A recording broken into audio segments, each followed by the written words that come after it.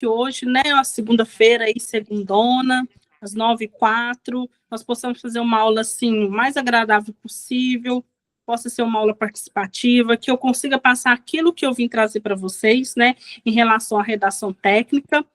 Eu vou iniciar a aula de hoje, voltando no slide da aula passada, que eu vou dar uma explanada, só uma recapitulada, né? Porque é um fio de meada, vai dar continuidade na aula, na aula de hoje, continuidade na aula passada. Vamos lá. Eu vou partilhar com vocês aqui, compartilhar com vocês a tela já, e a gente já vai dando início na aula. Qualquer dúvida, se alguém tiver alguma dúvida, pode interromper. Se não entender, pode interromper. Vamos lá, gente. Bora lá. Essa aqui. Então, na aula passada a gente iniciou, né, falando sobre a redação, e eu trouxe aqui a definição de redação para vocês. O que é a redação? A redação é o ato de produzir um determinado texto escrito. Ela pode ser dividida em 4 tipos, que é a dissertativa, a descritiva, a narrativa e a informativa.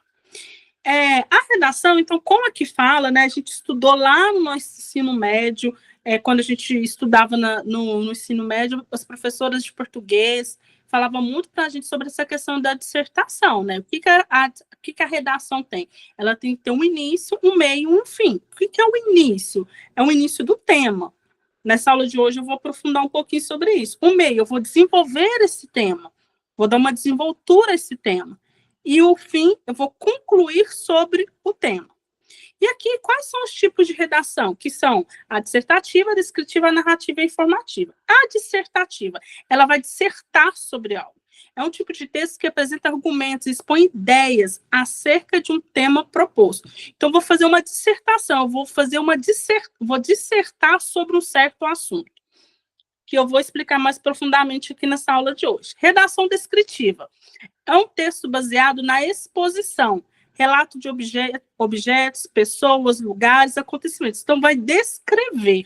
Eu descrevo algum acontecimento, eu descrevo algum fato, eu descrevo alguma pessoa, eu descrevo algum acontecimento, eu descrevo algum lugar. Então, eu vou fazer uma descrição sobre aquilo. O que é fazer uma descrição? Contar minuciosamente o fato, ou descrever a pessoa, a personalidade, o tipo da pessoa, as características dela, ou um acontecimento. Eu vou descrever como que foi esse acontecimento, a data do acontecimento, as pessoas envolvidas nesse acontecimento, o local desse acontecimento e assim por diante. A narrativa, eu vou narrar um fato.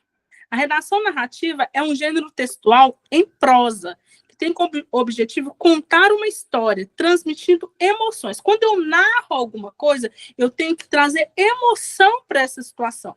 Eu lembro que na aula passada eu citei o exemplo do narrador, eu acho que foi aqui nessa sala. Eu citei um exemplo de quem narra um jogo, do narrador de um jogo. O que ele traz? Ele traz emoção.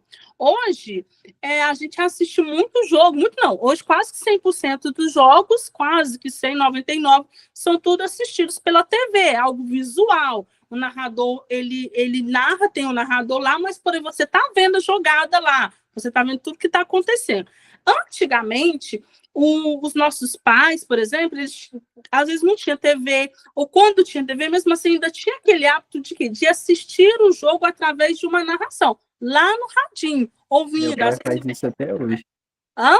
Meu pai faz isso até hoje. Então, Por exemplo, ele vê na televisão, só que ele gosta da narração de um radialista.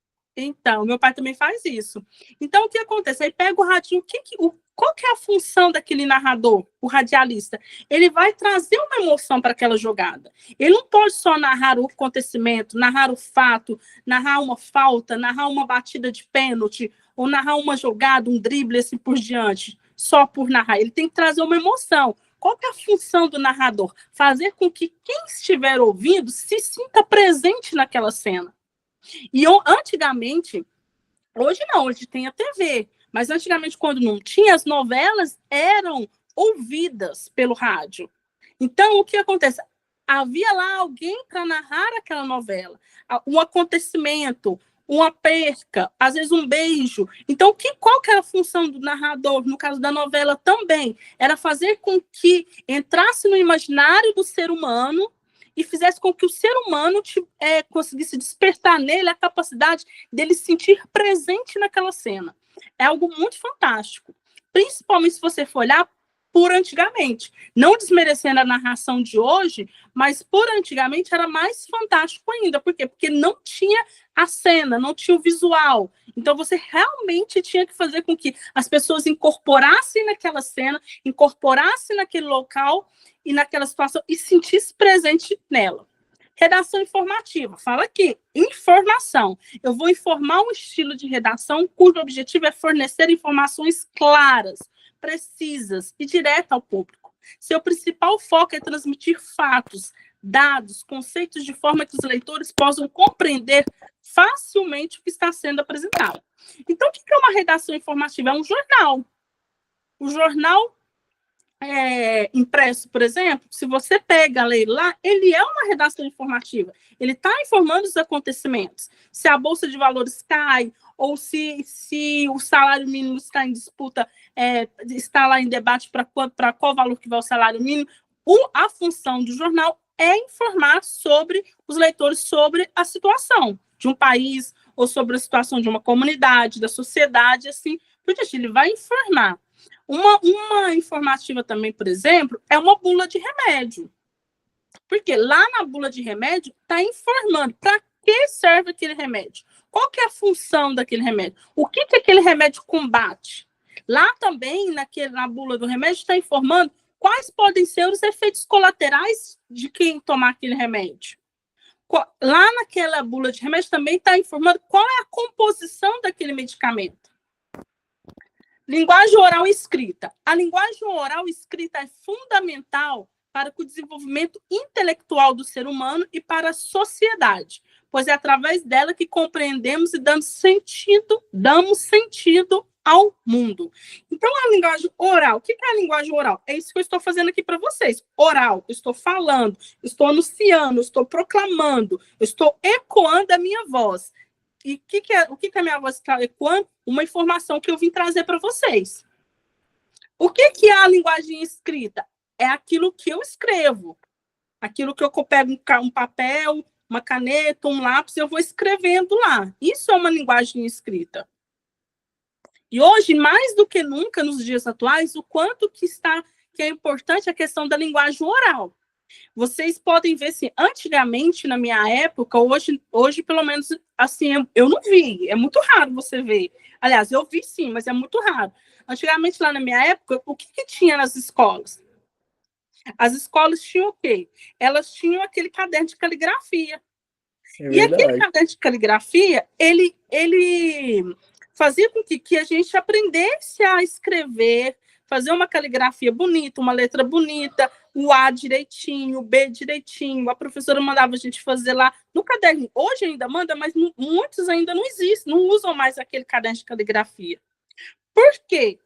Hoje em dia, o mundo está muito oral e visual também. Por isso que o Instagram hoje é a maior rede de comércio que existe no mundo, é o Instagram. Ele é algo comercial. Então, o que acontece? Oral, porque hoje, às vezes, você não conhece a letra de uma pessoa. Se você pensar aí agora, um blogueiro que você segue, um influencer que você segue, alguém que você admira aí nas redes sociais. Geralmente, essa pessoa, muito raramente, ela coloca lá a caligrafia dela. Às vezes você segue uma pessoa que é muito admirável aí, no ramo que você gosta, mas você não sabe qual é a letra dela, qual é a caligrafia dela. Então, a linguagem escrita hoje, infelizmente, aqui eu não estou aprovando, mas infelizmente ela ficou meio que para trás. Realmente a sociedade não está valorizando muito. Isso é vocês não precisam saber disso, mas eu só estou partilhando. Isso é uma consequência da decadência da educação brasileira. Isso é uma consequência da decadência da educação brasileira. Hoje, como eu voltando lá no exemplo que eu dei, você pode seguir um influencer, alguém que você admira muito, mas você não conhece a letra dele. Mas você conhece o quê? A linguagem oral dele. No entanto, é por isso que você segue ele, porque em algum momento, aquilo que ele fala, aquilo que ele anuncia, aquilo que ele defende, comunga com você. Por isso que você segue ele. A linguagem escrita possibilita a organização do pensamento e o registro de ações e pensamentos humanos, o que é fundamental para a difusão de ideias e informações. Infelizmente, como eu ressaltei aqui para vocês, o Brasil ele está sofrendo uma decadência na educação. Eu estou falando lá nos primórdios, na educação inicial. Ele está sofrendo essa decadência. E isso traz consequências drásticas, porque a linguagem escrita, quanto mais você escreve, você consegue organizar os seus pensamentos. Quanto mais você consegue organizar seus pensamentos, mais facilidade você tem de conhecer quem você é. Quanto mais você tem facilidade de conhecer quem você é, mais você consegue tomar decisões mais assertivas diante da vida. Quanto mais você toma decisões mais assertivas diante da vida, mais você impacta a sociedade de uma forma positiva. Por isso, isso tem tudo a ver, é uma cadeia. Muitos pensam que não tem nada a ver, mas é uma cadeia.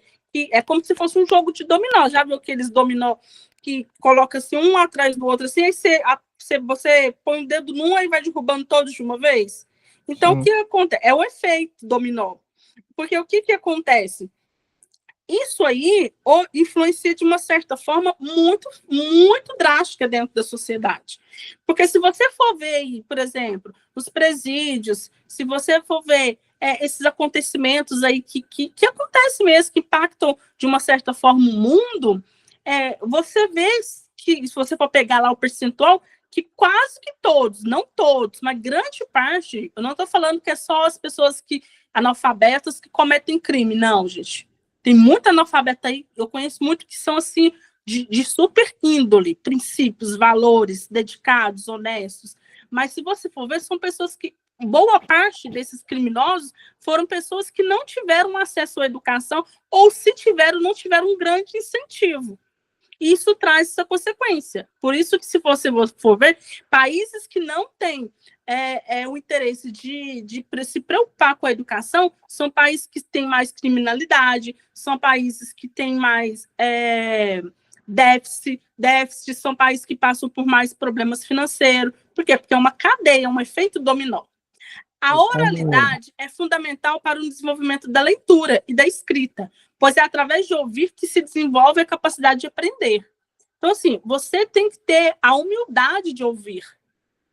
Porque se você não tiver a humildade de ouvir e achar que sempre você sabe de tudo, e ninguém sabe de tudo nessa vida, não existe um ser humano que saiba de tudo nessa vida, aqui nessa terra, a não ser Jesus, que não é dessa terra, mas assim, se você não tiver essa humildade de ouvir, você nunca vai aprender. Porque sempre alguém tem algo a nos ensinar.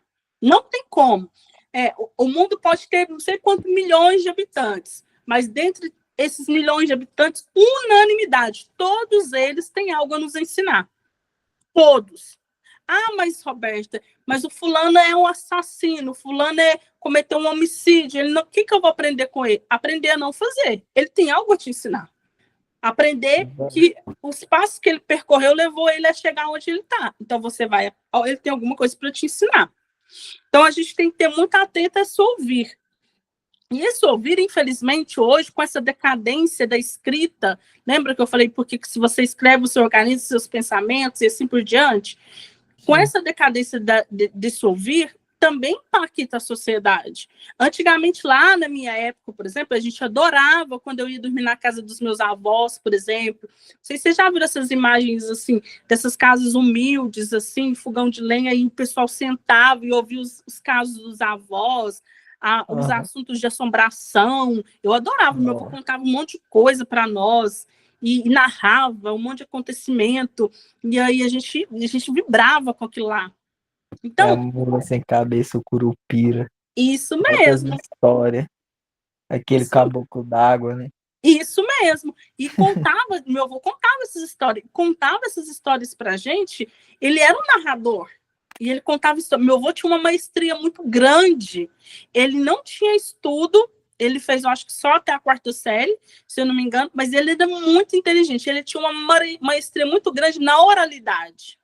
Porque ele narrava os acontecimentos, as histórias. Algumas ele inventava para trazer mais drama para a gente. Hoje eu tenho essa consciência, mas ele narrava aquilo lá e trazia assim, uma emoção tão grande na história para a gente, que o olho da gente vibrava, a gente amava, depois da janta, sentar na varanda, sentar lá no quarto e ele contar a história, e todo mundo pedia para contar, e assim por diante.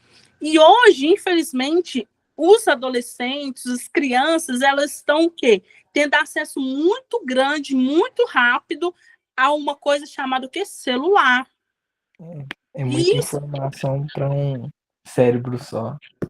oi? Aí fica desorganizado. Isso mesmo, Ito, isso mesmo. Porque aí o que acontece? Ela tem aquele acesso ao celular, desencadeia vários fatores dentro da criança, porque o neurológico da criança não está preparado para isso.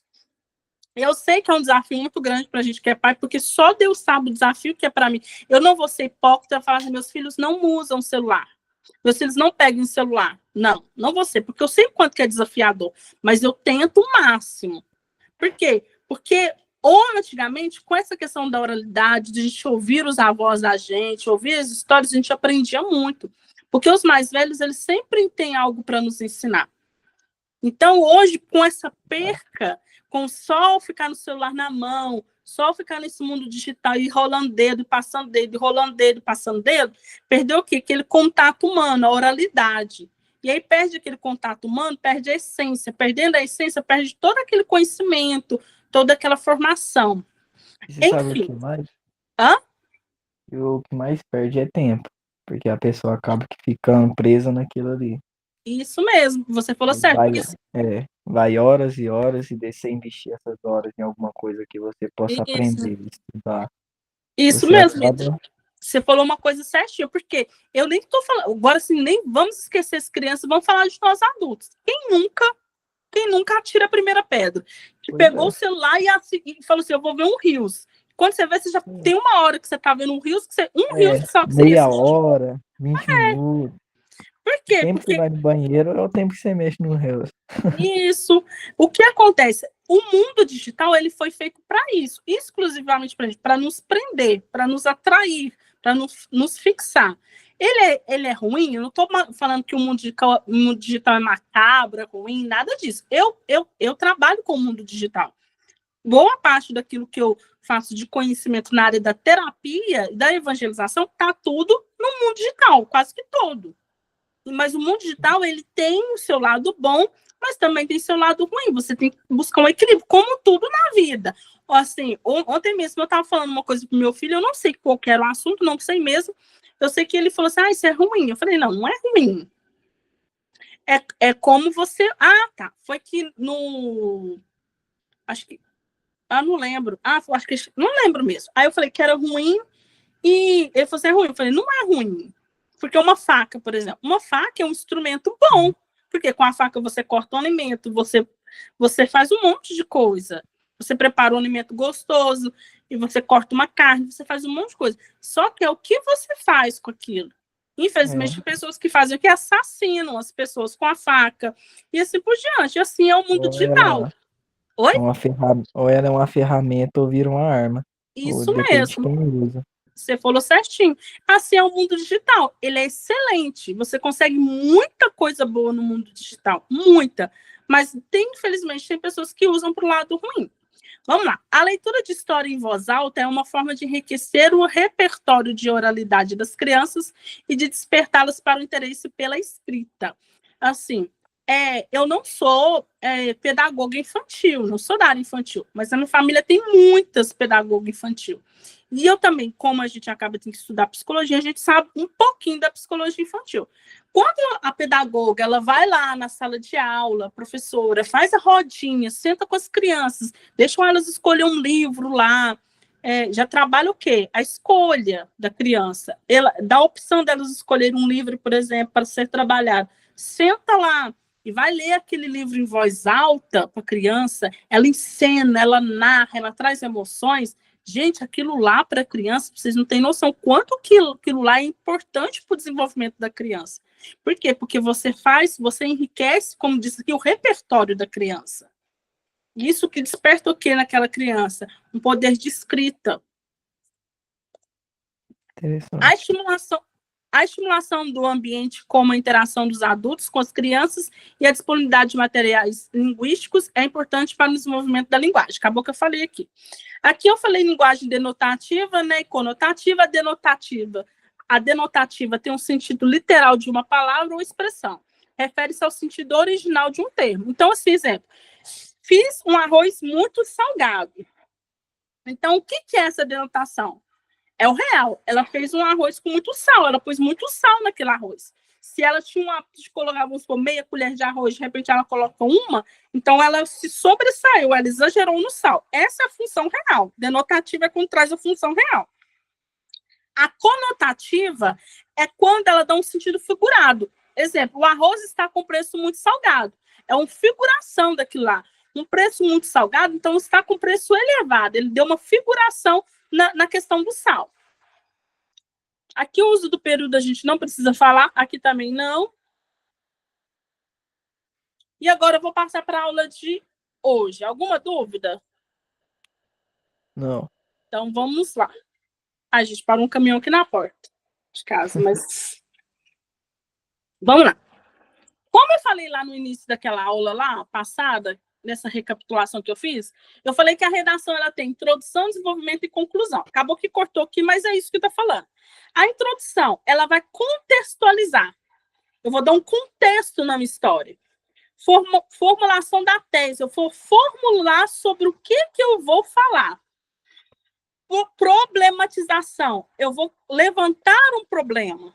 Então, qual que é a função da introdução? A função da introdução é de quando o leitor pegar essa redação, começar a ler essa redação, ele só através da introdução ele tem uma noção de qual o território que ele está pisando. Sobre qual assunto vai ser aquele texto completo. Qual que é o problema que aquele texto está levantando. É como se a introdução fosse, qual é esse território que eu estou pisando? Porque quando você lê antes de você ler o texto, imagina lá que o texto é um território desconhecido. Mas quando você lê a introdução, é como se você tivesse pisado lá no território e agora você está conhecendo esse território. Conhecendo esse território, você sabe qual que é o problema desse território, qual que é a situação desse território, e o que você vai argumentar, contextualizar nesse território. Desenvolvimento, ele vai expandir as ideias da introdução. Então, o desenvolvimento, ele vai puxar um link lá para a introdução, e aquilo, o problema que eu levantei na introdução, o desenvolvimento vai explanar sobre ele, vai falar sobre esse problema. A tese que eu levantei na introdução, o problema também vai espanar sobre ela. Eu vou desenvolver, porque na introdução eu coloco só lá o problema. Vamos supor, uma frase, ou é uma frase do problema. No desenvolvimento, eu vou pregar aquela frase, eu vou desenvolver ela por completo. Aí dá mais parágrafo, por exemplo, dá mais linhas, e assim por diante. Conclusão, é a síntese, a proposta de intervenção, a perspectiva positiva. Se eu levantei um problema, eu vou falar sobre o problema, mas não adianta só eu levantar o problema. Eu costumo falar para todos os meus alunos, se você vai levantar um problema, você tem que vir com a solução. É igual no local de trabalho. Não adianta eu chegar para o meu chefe para querer aparecer e mostrar para ele um problema. Detectei um problema. Mas se você tem a solução para esse problema, então é melhor você digerir aquilo. E o que é digerir aquele problema? É desenvolver aquele problema. Depois que eu desenvolvi aquele problema, que eu digeri ele, agora o que eu vou fazer? Eu vou concluir. Eu vou dar soluções para aquele problema. Assim é a conclusão. A estrutura de um texto é a forma como o texto é dividido em blocos lógicos, ou seja, é o esqueleto do texto. Uma boa estrutura textual é importante para que o leitor compreenda a mensagem e se engaje com o conteúdo. Não adianta nada o que acontece. Eu ter um bom tema para desenvolver, mas eu não conseguir prender aquele leitor. Então, a introdução é como se fosse a porta de... É como se fosse, não, ponto. É a porta de entrada para o meu texto. Então, se a introdução é a porta de entrada para o meu texto, eu tenho que caprichar nessa introdução, porque qual que é o intuito dela? Fazer com que o leitor queira continuar a ler aquele texto. Os 5 erros mais comuns em uma redação são uso de gírias. A gente não usa gíria em uma redação, a não ser que, vírgula, você esteja falando sobre um Roberto, tema relacionado às gírias. Aí você vai ter que explanar certas gírias, tudo bem. Aí você vai ter que exemplificar certas gírias, tudo bem. Mas se não for, a gente não usa gírias dentro de uma redação. Eu não sei se foi nessa sala que eu disse, mas eu acho que não foi. Por exemplo, a linguagem oral. Se eu estou dando uma palestra, ou se eu, por exemplo, aqui eu estou falando com vocês, tudo bem, alunos do curso técnico, da escola politécnica. Então, eu vou utilizar uma certa linguagem.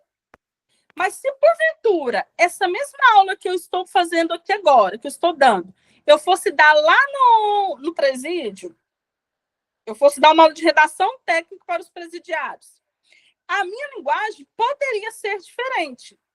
Mas aí muitos podem questionar assim, professor, então você está falando que os presidiários, eles são analfabetos, são burros, não entende? São muito mais inteligentes que nós. Muito mais inteligentes que nós. Muito mesmo. Roberto, Ah, o João Paulo quer entrar na live. Júlia, chama no chat aí, Ítalo, porque eu não consigo sair aqui. Pede a Júlia para aceitar o João Paulo. Ok, tá bom. Então, por exemplo, se eu estou lá no presídio, eu vou dar essa aula de redação técnica para os presidiários, preste atenção, não quero que ninguém fale assim, a professora disse que os presidiários não são inteligentes. Gente, eles são muito mais inteligentes que nós, mais inteligentes que eu, mais inteligente que qualquer um. Só que, infelizmente, eles focaram aquela energia deles para outra coisa. Mas lá é um ambiente que talvez, aí vai muito do professor, do apresentador, do palestrante, observar o clima. Talvez lá eu poderia usar uma gíria. Por que, professora, você ia utilizar uma gíria lá? Porque, dependendo, para me ganhar confiança e abrir lá, porque o cérebro da gente, o sistema neurológico, tem um campo que ele fecha ou ele abre para certas informações. Então, assim, para que você consiga fazer com que o campo das informações de algumas pessoas abram para você jogar aquela informação, às vezes, dependendo do lugar, você tem que usar uma linguagem diferente. Não que você vai deixar de ser você. Eu, por exemplo, eu odeio palavrão. Então, isso não é porque eu vou estar lá dando aula para os presidiários que eu vou usar palavrão, porque isso tira a minha identidade. Eu não gosto, eu não vou fazer isso só para conquistar eles. Mas uma gíria ou outra, por que não falar? Rebuscamento linguístico. Uso inadequado de conjunções, períodos longos e generalizações.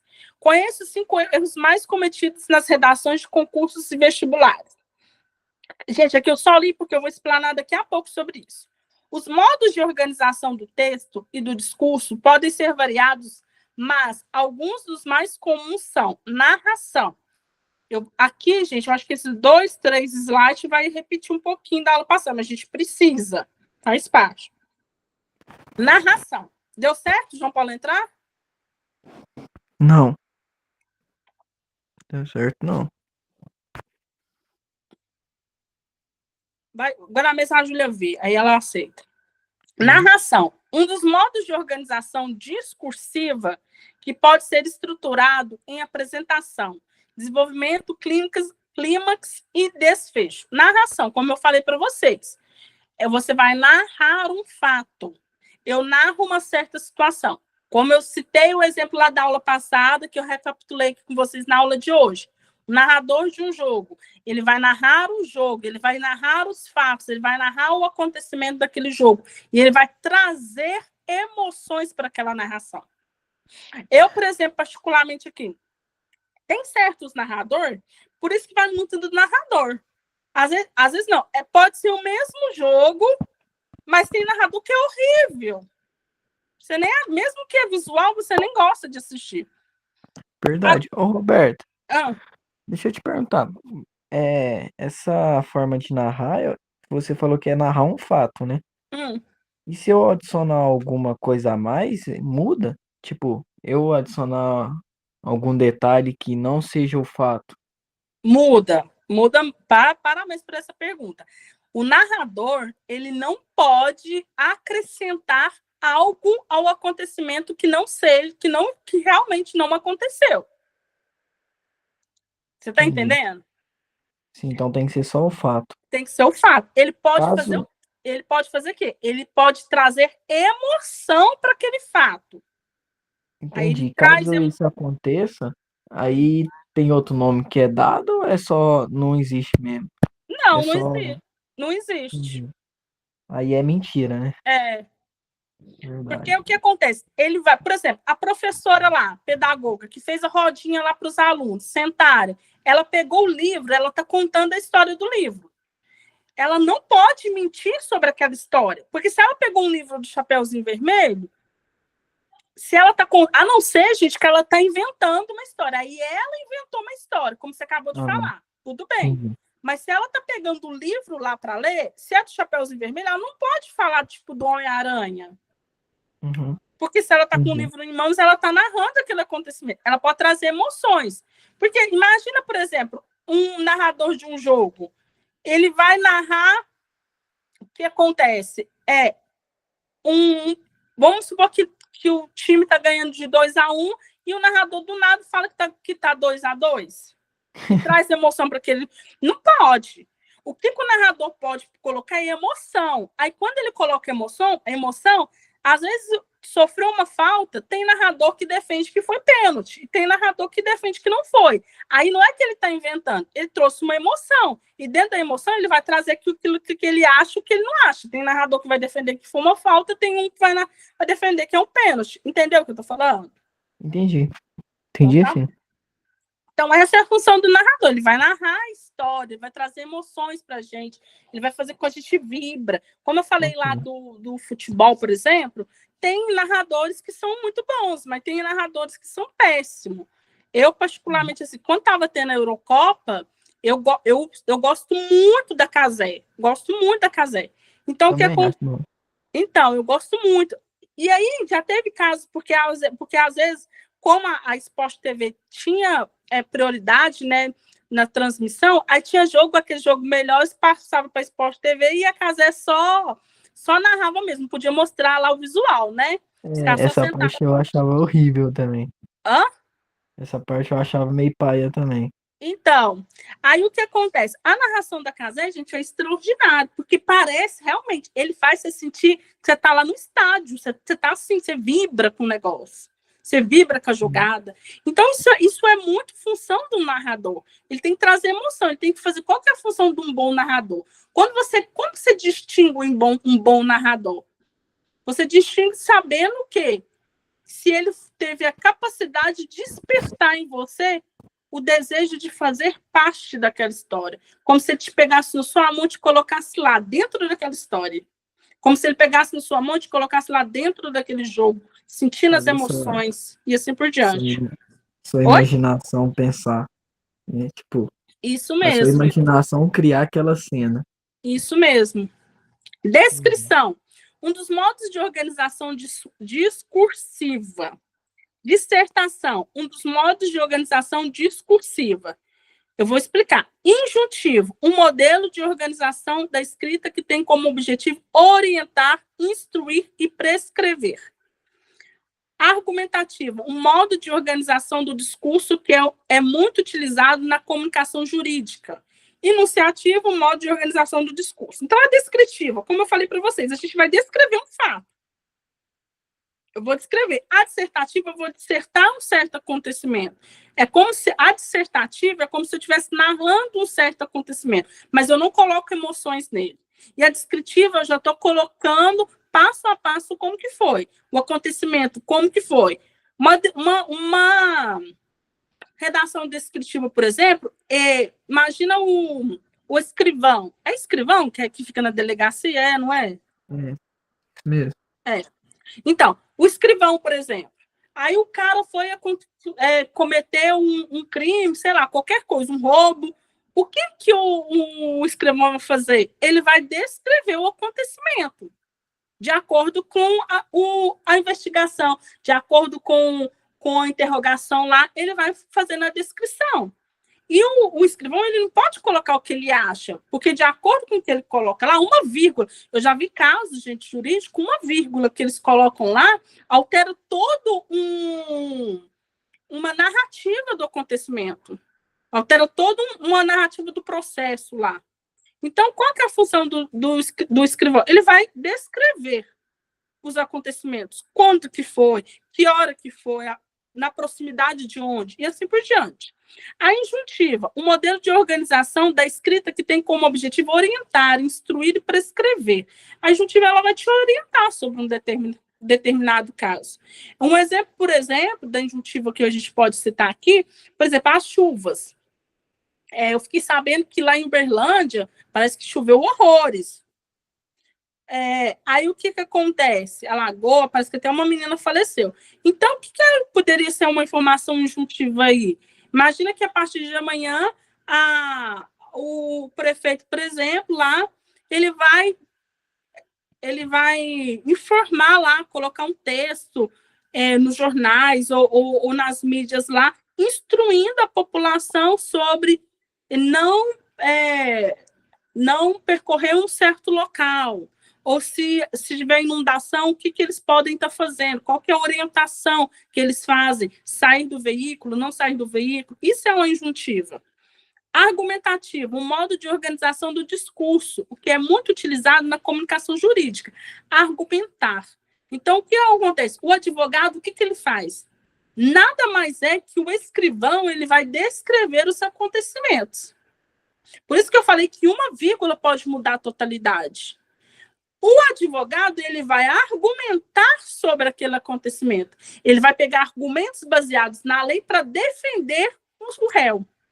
Ou o promotor vai pegar a descrição lá dos fatos, do processo, e vai pegar lá argumentos da lei e vai argumentar, vai pegar passagens da lei para argumentar a prisão daquele réu, a sentença daquele réu. Então, ele vai argumentar alguns fatos, citando as leis tal.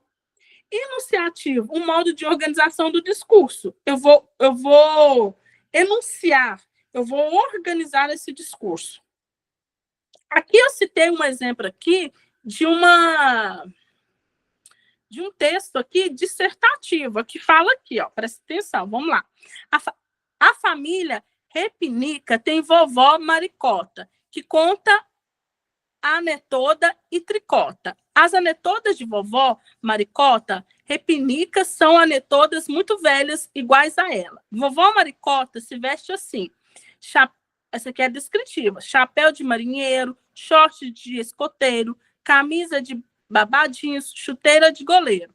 A família Repinica tem uma mãe, Dona Secreia.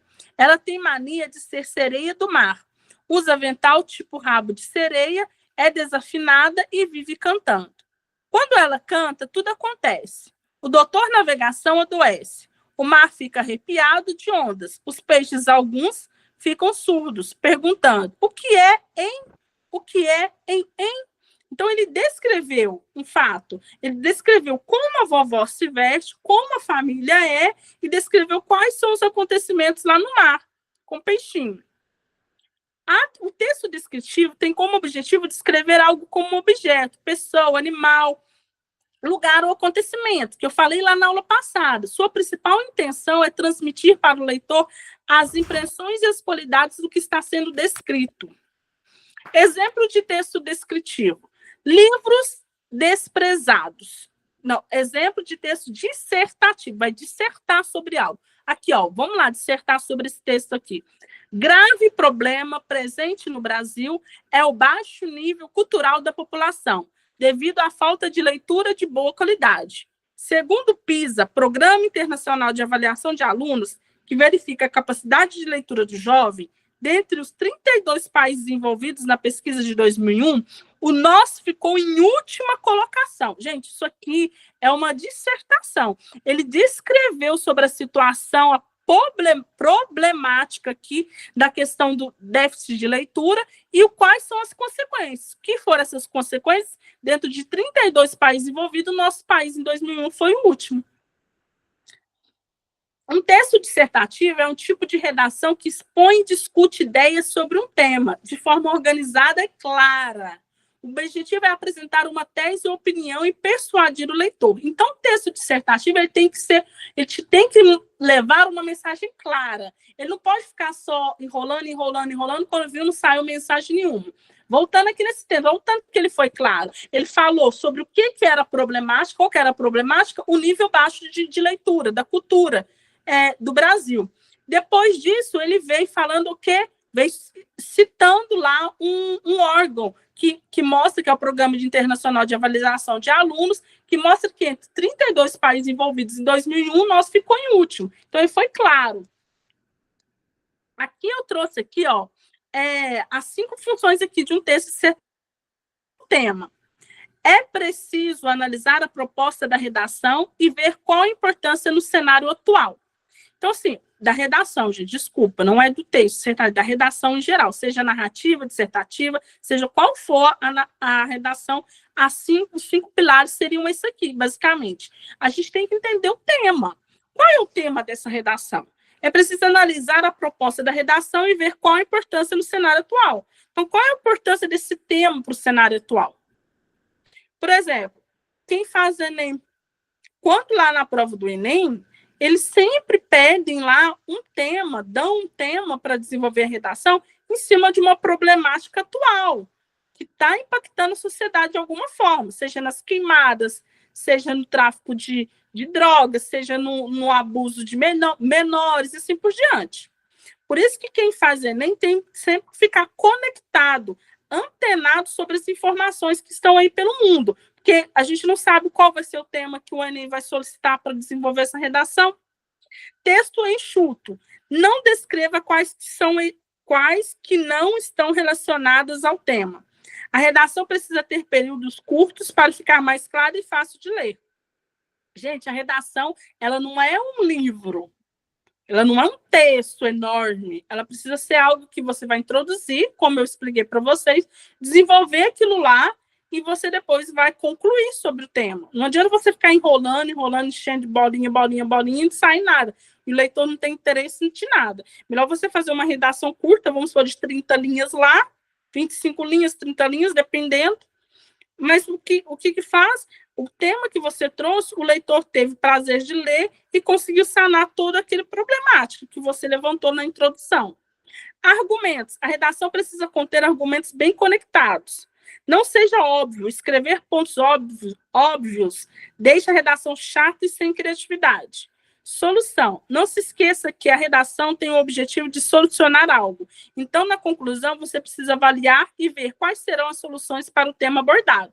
Como eu falei, a gente tem a introdução. A introdução eu vou fazer uma síntese, contextualizar e depois eu vou levantar a problemática. Lembra que eu falei? É como se você pisasse num território desconhecido. A introdução você vai mostrar para o leitor aonde ele está pisando. O desenvolvimento, você vai desenvolver, você vai falar, narrar sobre aquele território, falar sobre aqueles problemas. E a conclusão, você tem que concluir, você tem que dar soluções para aqueles problemas. Porque, como eu falei lá, não adianta nada você levantar um problema se você não tem uma solução. É melhor ficar calado e pensar, depois, quando você tiver uma solução, você dá a sua ideia. Desenvolva o hábito da leitura, gente. Aqui são 7 tópicos aqui que eu trouxe importantes para a gente saber escrever. Saber desenvolver uma escrita. Eu não estou falando que a gente vai sair expert, um escritor e tudo mais. Daqui um dia a gente já sai escrevendo um livro. Não estou falando que vocês não possam escrever um livro. Se você tem o desejo, o sonho, escreva sim. Mas isso é algo que a gente vai desenvolver no decorrer da vida. E para a gente ser um bom escritor, a gente precisa ter o quê? O hábito da leitura. Não tem como você escrever bem e falar bem se você não gosta de ler.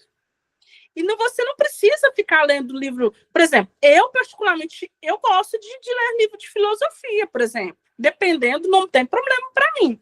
São certos livros que eu gosto que, às vezes, meu marido, por exemplo, ele não gosta. Mas o fato de, talvez, meu marido não gostar dos estilos de livro que eu leio, não significa que ele não possa ler. Às vezes ele gosta muito de ficção científica, agora, às vezes ele gosta muito de outro tema, por que não ler sobre esses temas? Então, você tem que pensar aí, sobre o que você gosta de ler.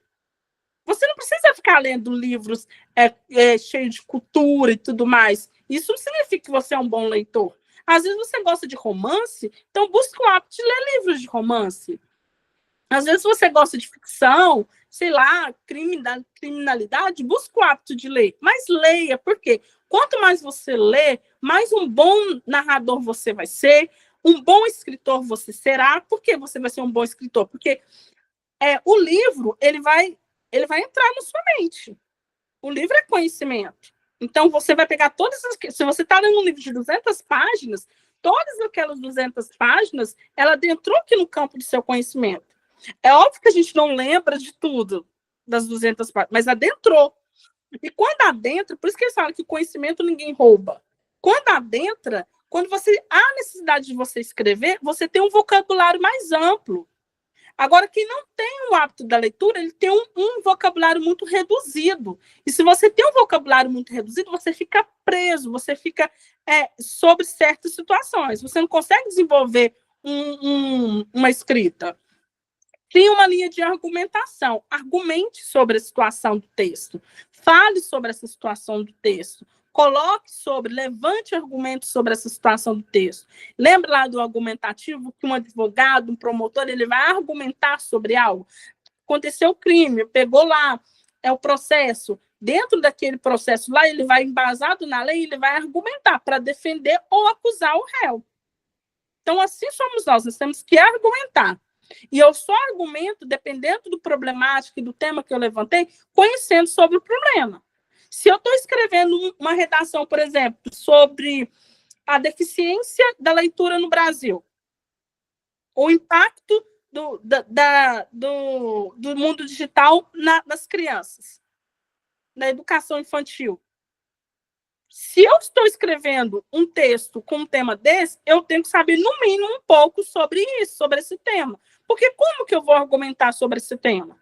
Assim, um advogado. Se o advogado é um advogado que está defendendo, por exemplo, um crime, um criminalista, por exemplo, ele tem que saber, lógico, sobre as leis criminal. Porque como que ele vai argumentar para defender ou acusar um réu? Preste atenção à estrutura do texto. Então, o seu texto está bem estruturado. Quando você acabou de ler, você viu lá que ele tem uma introdução, ele tem um desenvolvimento, ele tem um fim. Está tudo encaixadinho ou está isolado? Da introdução, do nada, você está lendo a introdução, do nada, pum, você caiu no meio. Do nada, pum, você caiu no fim. Não, está tudo lá, como que eu posso falar? Encaixadinho mesmo, entrelaçado. Utilize informações confiáveis. Como eu falei, se eu estou argumentando um texto, essas informações têm que ser confiáveis. Porque como que... Eu vou usar mais uma vez o exemplo do advogado. Como que um advogado ou um promotor vai defender ou acusar um réu se a lei que eles estão utilizando, ela não existe, é inexistente? Não fuja do tema. Se você está falando de uma coisa, vamos supor, sobre o impacto da educação infantil, você não vai falar do nada sobre o salário mínimo. Então, não fuja, que o seu tema esteja em comunhão que o seu texto esteja em comunhão com o tema. Pratique bastante. Quanto mais você praticar, tem uma frase que eu gosto muito, se treinar, fica bom. Quanto mais você treina, você fica bom. Ninguém nasce do nada bom em alguma coisa, excelente em alguma coisa. Lógico, tem pessoas que têm habilidades natas. Mas se você não treinar, não adianta. Você pode ter uma habilidade nata, mas se você não treinar, ela vai ficar oculta, aquela habilidade. Então, você tem que praticar, você tem que treinar para você ficar bom. Um exemplo aqui, eu sempre cito coisa de futebol. Cristiano Ronaldo, por exemplo, ele é uma referência. Para mim, ele é uma referência e para o mundo do futebol também ele é uma referência. Porque o cara, ele deixa claro, ele não é o melhor. Porém, ele é o mais disciplinado. Então, não adianta nada. Eu posso ter... Às vezes tem jogador... Com certeza existe jogador muito bom, muito melhor que Cristiano Ronaldo. Porque nasceu lá com um dom nato. Nasceu com aquele dom de drible, de uma desenvoltura no futebol e assim por diante. Mas se ele não desenvolveu, de nada adianta. Então, você precisa treinar para você ficar bom em alguma coisa. É a disciplina que faz você ficar bom. Se você, por exemplo, tem a vontade de ser saber falar melhor, saber falar bem, de gesticular, de comunicar, de ser persuasivo, não é do dia para a noite que você, fiquei ótimo. Não. É um desenvolvimento, é algo doloroso. Crescer dói. Todo crescimento dói. Então, para que você cresça, por isso que muita gente prefere ficar estagnado, porque a dor do crescimento era muito grande. E às vezes a pessoa prefere ficar estagnado para não pagar o preço por aquela dor. Aí a vida é feita de escolha, cada um escolhe o que quer. Utilize técnicas para a produção de textos argumentativos. Então, são as técnicas aqui, algumas que eu passei para vocês. Linguagem técnica, agora a gente vai entrar. O que é a linguagem técnica? Agora a gente vai falar sobre a questão técnica. Até agora a gente falou sobre a redação, sobre os textos e assim por diante. Foi algo mais assim, lá na primeira aula foi mais mesmo voltando lá no ensino médio, né? Mas agora a gente vai começar, na aula de hoje a gente começou a funilar um pouco e agora a gente vai funilar mais, vai voltar para a linguagem técnica. O que é a linguagem técnica? Cada área técnica, cada profissão, ela tem sua linguagem. Por exemplo, o advogado, se ele estiver falando com outro advogado, você já percebeu que eles usam um tipo de linguagem diferente? Quando eles estão lá no tribunal, eles usam um outro tipo de linguagem? É reverentíssimo, assim por diante. Tem toda uma linguagem que eles utilizam. Por quê? Porque é a linguagem técnica para a área dele.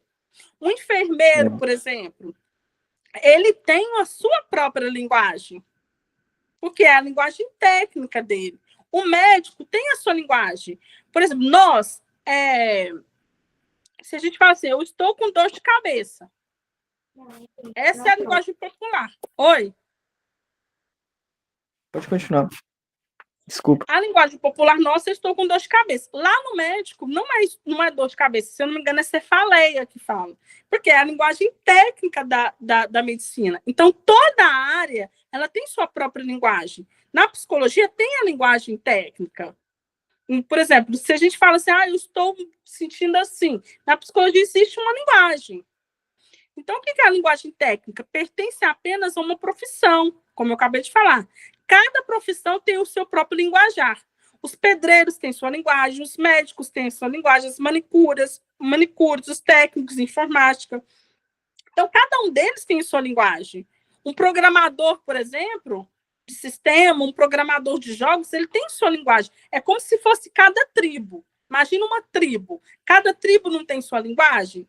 Então, a linguagem técnica é como se fosse tribos. Os pedreiros são de uma tribo, então eles utilizam uma linguagem. Os médicos são de uma tribo, então eles vão utilizar a sua linguagem. Os advogados são de uma tribo, então eles vão utilizar a sua linguagem. Então, cada um tem a sua linguagem. Linguagem técnica é um conjunto de termos e expressões específicos de uma determinada área de conhecimento ou profissão. É utilizada por profissionais de um campo para se comunicarem de forma mais precisa e eficiente. Então, como eu falei, cada profissão ela tem sua linguagem, tem seu linguajar, tem a forma. Se a gente fala, por exemplo, eu sofri uma perfuração no baço, por exemplo. Para a medicina é outro tipo de linguagem que eles vão falar. Resenha crítica. Uma resenha crítica é um texto que analisa e apresenta uma obra, como um livro, artigo, filme, série, documentário, exposição de artes, peça teatral, apresentação de dança ou show. O objetivo da resenha crítica é persuadir o leitor a consumir ou não a obra. E, para isso, o autor faz uso de argumentos e informações para defender seu ponto de vista. Então, isso é uma resenha crítica. Ele vai falar o quê? Ele vai analisar uma obra. Ele vai analisar um filme. Você já viu, assim, se vai lançar um filme no cinema, por exemplo. Aí, tem certas pessoas do meio lá do cinema, cinematográfico, eles fazem resenha sobre aquele filme. Nada mais é para despertar em nós o desejo de assistir aquele filme. Isso é a resenha crítica. Atas. Atas são documentos de valor jurídico que consiste no resumo fiel dos acontecimentos e das decisões de assembleias. reuniões ou sessões realizadas por comissões, congregações, conselhos ou outras instituições semelhantes, conforme a pauta ou ordem do dia previamente anunciada. Então, o que é a ata? A ata, ela é um documento e ela tem valor jurídico. Um exemplo aqui que eu gosto muito de dar na sala de aula. Por exemplo, se uma empresa ela vai distribuir a participação de lucro para os funcionários, aí ela tem participação de lucro.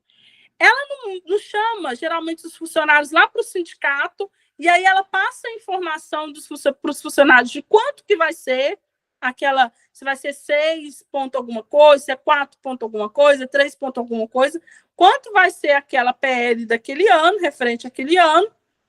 E o que acontece? Isso tem um valor jurídico, primeiramente, porque ela precisa reportar ao sindicato. Porque uma empresa, antes dela fazer qualquer coisa, ela tem uma reunião com o sindicato para chegar em comum acordo, para que ambos ganhem. Então, ela tem um valor jurídico. Depois, ela tem que conscientizar os seus funcionários sobre aquilo lá. Então, ela tem esse valor jurídico. Uma assembleia, por exemplo, lá na Câmara, se tem reunião na Câmara da cidade, no Senado, sei lá, com os vereadores, deputados, lá, aquelas reuniões, elas têm uma pessoa lá responsável pela ata, e aquela pessoa vai descrever lá quem são os participantes daquela reunião, da assembleia. Aquela assembleia foi para quê? Foi para a CPI de qual caso? Ou foi para aprovar ou reprovar, ou foi para o impeachment de quem? Então, tem que ter o problema lá. E depois tem lá a assinatura de todos aqueles que comungaram, que foram de acordo ou não foram de acordo com aquilo lá. Assim é uma ata dentro de uma empresa. Se vocês estão lá na empresa, mesmo que seja uma empresa de 5 pessoas, de 2 pessoas, e vocês vão fazer uma reunião, geralmente tem empresa que tem a ata para mostrar lá quais são os assuntos que foram discutidos, quem participou, qual que foi o dia, e assina cada um que teve a participação. Por quê? Para eles ficarem cientes daquela situação. Se a empresa, por exemplo, está mudando o processo dela, e aí a engenharia de segurança do trabalho vai passar lá a informação de como que vai ser o uso do EPI a partir daquele momento. O que a empresa faz? Ela fez aquela reunião, passou quais são as normas da empresa, levantou a problemática lá, e cada um que esteve presente vai assinar. Por quê? Vai que no futuro alguém sofre um acidente e fala assim, lá no Ministério do Trabalho, eu não sabia que era para usar isso, não. Aí a empresa tem lá, olha, no dia tal, na hora tal, com o presidente tal, o responsável tal, o secretário tal, você foi avisado sobre o uso da ECPI nessa área. Por isso que tem que ter um valor jurídico. Agora eu trouxe aqui um exemplo de ata para vocês. Ata, gente, tem vários exemplos, se você pegar. Mas aqui eu trouxe um, ó. Participantes, você vai colocar lá quem são os participantes daquela reunião. Aí você coloca o nome de todos os participantes. O local, tem que descrever o local.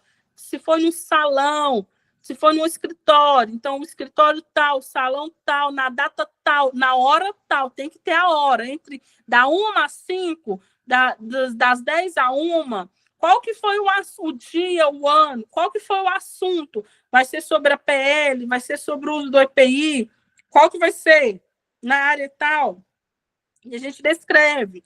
Principais conclusões ou decisões, o que foi concluído, todos estão de acordo com aquilo lá, ou não estão de acordo? Se estão de acordo, você tem que colocar. Se não estão de acordo, quem não está de acordo?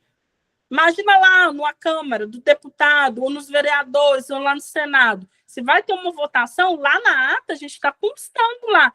Quem são os senadores ou os deputados que votaram contra? Foi fulano de tal, do partido tal. Quem são os que votaram a favor? Foi fulano de tal, do partido tal. Tem que estar muito descrito sobre isso, porque é algo jurídico. Se teve outro assunto, também tem que descrever. Principais conclusões. Concluiu-se o quê? Por unanimidade vai ter o impeachment. Por exemplo, se for um exemplo. Por unanimidade, não houve acordo com esse sindicato. Tem que descrever tudo. Assunto 3 também, coloca lá. principais conclusões, e assim por diante. E nas observações, alguma observação. Como alguma observação? Se teve, por exemplo, lá no Senado, por exemplo, se alguém deu uma cadeirada ou se teve uma discussão, se teve uma briga, se algum deputado passou mal, se ameaçou algum de morte, tem que descrever lá na ata direitinho. Quem ameaçou de morte? Estava armado, não estava, bateu, não bateu, de qual partido, qual nome, assim por diante. E você tem que registrar aquela ata. Registrando como? Com a assinatura do presidente. Quem que é o presidente? É quem presidiu aquela reunião.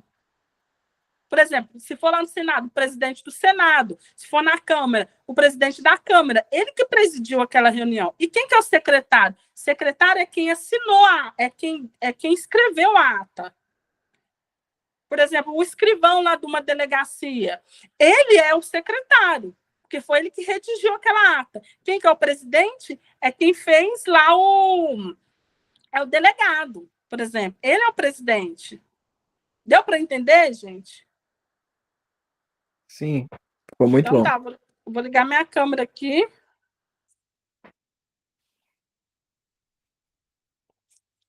Cadê minha câmera? Gente, então tá bom. Eu espero assim, que vocês tenham entendido a aula de hoje, que vocês tenham gostado. Qualquer dúvida que vocês tenham aí, vocês podem, como eu sempre falo, pode pedir para a Júlia. A Júlia, a professora falou rápido, eu não entendi sobre isso. Passa aí para a Júlia passa para a gente. Talvez, se precisar, eu gravo um áudio explicando, reforçando sobre aquilo que ficou com dúvida, tá? Espero que vocês tenham entendido. Oi? Tem como você mandar esse PDF no grupo? Eu vou mandar para a Júlia manda para vocês, tá bom? Tá bom, obrigado. Então, tá bom. E que Deus abençoe todos vocês aí. Que Deus abençoe, Ítalo. Tudo de bom, tá bom? Alessandra, Deus abençoe. E todos os demais aí, tá bom? Tchau, tchau. Até mais. Tchau, com Deus. Deus também.